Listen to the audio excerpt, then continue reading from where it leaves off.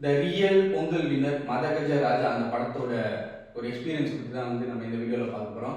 உண்மையிலே வந்து ஒரு சுந்தர் சிக்கு வந்து ஒரு பயங்கரமான ஒரு விஷயம். அட் த சேம் டைம் நிறைய ஃபிலிம் மேக்கர்ஸுக்கு வந்து இது வந்து ஒரு லெசனாக கூட இருக்கும். ஏன்னா ஒரு 12 வருஷம் பழசான ஒரு கண்டென்ட்டை இப்போ இறக்கிட்டு அதை வந்து பயங்கரமான பிளாக் பஸ்டராக கொடுக்க முடியுமா அப்படின்றது வந்து யோசிச்சே பார்க்க முடியாத ஒரு விஷயம். அது வந்து சுந்தர் சி பயங்கரமாக பண்ணியிருக்காரு. ஏன்னா அவர் வந்து அப்போதான் வந்து அந்த பீக்ல இருந்த டைம் அது அந்த விஷயம்லாம் வந்து ஒரு கமர்ஷியல் படத்தை ஒரு 12 வருஷம் கழிச்சு ஒருத்தன். ஏன்னா நம்ம போன வருஷம் அந்த படத்தையே வந்து கொஞ்சம் லேட் ஆயிடுச்சுன்னா நம்ம பெருசாக செலிப்ரேட் பண்ண மாட்டோம். படம் நல்லா இருந்தாலுமே கூட இருந்தும் இந்த படம் வந்து ஒரு பொங்கல் பக்கா பொங்கல் ட்ரீட்மெண்ட். அதே மாதிரி சந்தானத்தோட காமெடிக்காகவே அப்படியே உக்காந்துட்டாங்க. பழைய சந்தானத்தை பார்க்க போறோம்னு சொல்லி நிறைய நாஸ்டாலஜிக் மூமெண்ட்ஸ் வந்து இந்த படத்தில் இருக்கு. அதனாலேயே வந்து எனக்கு தெரிஞ்சு க்ரௌட் புல்லிங் ஆயிருக்கும் அப்படின்னு சொல்லிட்டு கன்ஃபார்மா தெரியுது. ஆண்டனி, சந்தானம், சுந்தர் சி, விஷால்னு சொல்லிட்டு ஒரு மாதிரி பயங்கரமான ஒரு காம்போ வந்து மதகஜ ராஜா படம் வந்து ஒரு தெலுங்கு படம் அப்படின்ற மாதிரி தான் இருக்கு. ஒரு தெலுங்கு படத்தை பார்க்குற மாதிரி தான் இருக்கு. ஓவரான பில்டப் அப்படிலாம் இருக்கு. ஆனால் அது வந்து எங்க வந்து அட்ஜஸ்ட் ஆகுதுன்னா சந்தானத்தால் அட்ஜஸ்ட் ஆகுது. படத்தோட பில்லர் இப்படி பிடிக்கிறதே வந்து சந்தானம் தான் அப்படின்னு சொல்லி ஆகணும். ஏன்னா அந்த ஓப்பனிங் என்ட்ரியில இருந்து அவர் வர சீனெல்லாம் பிளாஸ்ட் ஆகிட்டே இருக்கு. தேட்டர் சின்ன சின்ன கவுண்டர் அதுக்கெல்லாம் வந்து தேட்டர் பிளாஸ்ட் ஆகுது அப்படின்ற மாதிரி கூட சொல்லலாம்.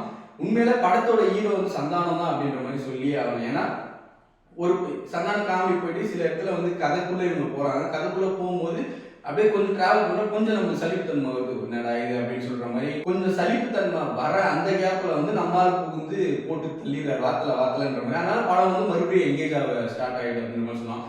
நெக்ஸ்ட் வந்து விஜய் ஆண்டனியோட சாங்ஸ் ரொம்ப ரொம்ப சூப்பராக இருந்துச்சு. ஏன்னா நாம வந்து விஜய் ஆண்டனி சாங்ஸ் அவங்க படம்லாம் ரிலீஸ் ஆகும்போது ஸ்கூல் படிச்சுட்டு இருப்போம். எந்த படத்துக்கு போனோம் போல அப்படிலாம் ஞாபகமே இல்லை. ஆனால் இப்போதான் ப்ராப்பராக வந்து என்ஜாய் பண்ணுறோம் அப்படின்னு சொல்லலாம். அதெல்லாம் ஃபர்ஸ்ட் ஒரு லவ் சாங் ஒன்று இருக்கும். விஜய் ஆண்டனி அந்த எப்பவுமே அவரோட விஷுவலில் அவரோட விஷன்ல ஒரு லவ் சாங் இருக்கும் இல்லையா? ஸோ அந்த மாதிரியான ஒரு சாங் அஞ்சலிக்கும் விஷாலுக்கும் அந்த பாடம் உண்மையில பயங்கரமா இருந்துச்சு. அப்புறம் மை டியர் லவர் அதெல்லாம் தேட்டர் செலிப்ரேஷனா இல்லையானே கேட்கவே கூடாது. அந்த மாதிரியான ஒரு celebration my dear Carnatic lovers அப்படின்னும் போதே ஒரு மாதிரி பயங்கரமா இருந்துச்சு அப்படின்னு சொல்லலாம். நெக்ஸ்ட் வந்து சுந்தர் சி. ஏன்னா அவர் அதுதான் சொல்றேன், நான் ஃபர்ஸ்டே அவர் ஒரு கிரெடிட்ஸ் கொடுத்துட்டேன். 12 வருஷம் கழிச்சு ஒரு படம் ஹிட் ஆகுது சாதாரண விஷயமே கிடையாது. அதுவும் இப்போ லீக்ல வந்து அவ்வளோ படம் ரிலீஸ் ஆயிருக்கு. லீக்ல இப்போ புதுசா ஃப்ரெஷ்ஷா நிறைய ஓடிடிலாம் ரிலீஸ் ஆகி அந்த லாக்டவுன்ல படத்து நம்மளோட தமிழ் சினிமாவோட ரூட்டே மாற அந்த கேப்ல வெறும் பழைய ரூட்டை எடுத்துட்டு ஒரு மாதிரி பயங்கர 2024 அரண்மனை போட்டாப்ல இப்போ 2025ல வந்து அப்படியே மதகஜ ராஜா ஒரு விஷயம் வாங்கிப்பா அப்படின்ற மாதிரி போட்டிருக்காரு அப்படின்னு சொல்லலாம். உண்மையிலே பயங்கரமா இருந்துச்சு. கிளாமர் சாங் இருக்கு, காமெடி ஃபைட் அப்படின்னு சொல்லிட்டு ஒரு மாதிரி டான்ஸ் இருக்கு. அந்த மாதிரி அதே மாதிரி விஷால நம்ம கன்ஃபார்ம் சொல்லி ஆகணும். அப்போ இருந்து அவரும் பயங்கரமான லீக்.